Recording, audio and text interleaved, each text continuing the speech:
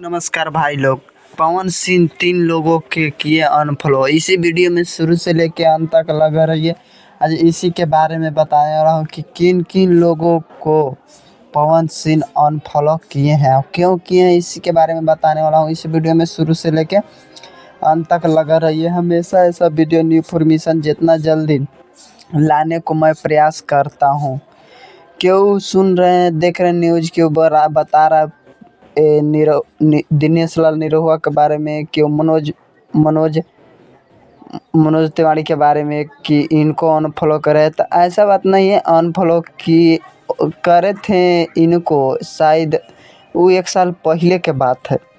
जो दिनेश लाल निरहुआ के किए थे वो 1 साल पहले के बात है, लेकिन अब के बात है तो अनफॉलो किया दे तो ये बात नहीं कि उनको साथ छूट गया, रहना खाना सब सब साथ ही है। ई में कोई इतना भारी बात नहीं है अनफॉलो करने के लिए।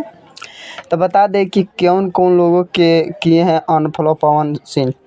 तो बता दें कि पवन सिंह अनफॉलो एगो निधिशा के किए हैं, एगो मनोज टाइगर, शायद है मनोज टाइगर को, एक और कौन है ये पता नहीं है, लेकिन 3 लोगों को अनफॉलो किए हैं। तो इनमें कोई भारी बात नहीं हुआ, कुछ मैटर होगा इसलिए अनफॉलो कर दिए।